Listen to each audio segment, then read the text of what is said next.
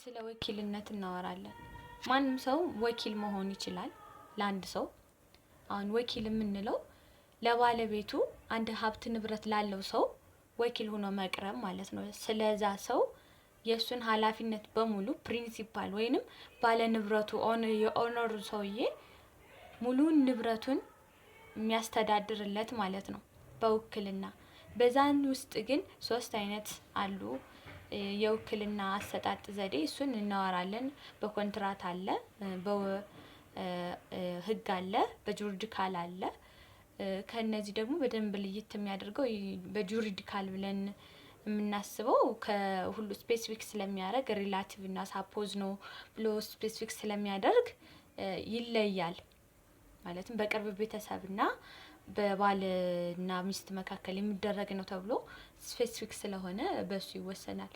እና በዚህ ውስጥ ውክልና በምንሰጥ ሰዓት ለአንድ ሰው የምንሰጠው ውክልና 2 አይነት ነው። ጀነራል ኤንድ ስፔሲፊክ ብለን ዝም ብለን አጠቃላይ ውክልና የምንሰጠው ነገር አለ። ለምሳሌ የቤት ክራይ እንዲሰበስብ ሊሆን ይችላል፣ እዳ እንዲከፍል ሊሆን ይችላል፣ እዳ እንዲቀበል ሊሆን ይችላል። ወይንም ይሄ ፐርሻብል ጉድ የሆኑ ነገሮች ተበላሽተው ነገሮቹ ከተቀየሩ በኋላ ውጤት የሌላቸው እቃዎችን እሱ ቀድሞ ሽጦ ምናምን እንደዚህ ክሮፕ አይነት ነገሮችን ሽጦ ወደ ውጤታማ እንዲሆኑ የሚያደርግ ነገሮች አሁን እነዚህ በጀነራል ነው የሚካተቱት። ምክንያቱም በቃ አጠቃላይ ስምምነታቸው ከ3 አመት ያልበለጠ ነው ብዙውን ጊዜ ይሄ የሚደረገው። እና ስፔሲፊክ የሚለው ግን ለየት ያደርገዋል ከጀነራሉ። በምንድነው የሚለየው ስንል ስፔሲፊኩ የሆነ ስፔሲፊክ የሆነ መብት ነው የሚሰጠው ለኤጀንቱ ማለት ነው።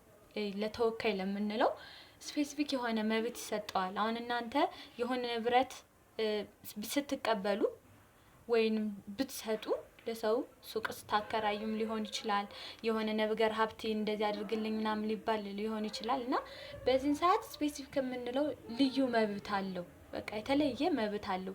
ለምሳሌ ሀብቱን እንዲጠቀመው ራሱ እንደ ካፒታል ሊያደርገውም ይችላል። እንደ ካፒታልነት ለራሱ ሊጠቀመው ይችላል። ዶኔት ሊያደርገው ይችላል። እንደ ሞርቴጅ ሊያደርገው ይችላል። እንደገና አልኔት ማድረግም ይችላል። እና ብዙን ጊዜ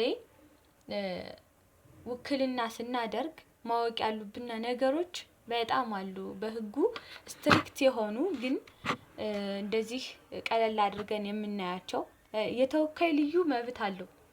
በጣም ልዩ መብት አለው በህጉ ደረጃ። ይሄንን አሳውቄ እሰራላችኋለሁ። ያው ለጊዜው ያስኩት በዚች 3 ደቂቃ ከምናምን ሴኮንድ እቺ ነው። አመሰግናለሁ። ያው ኮሜንት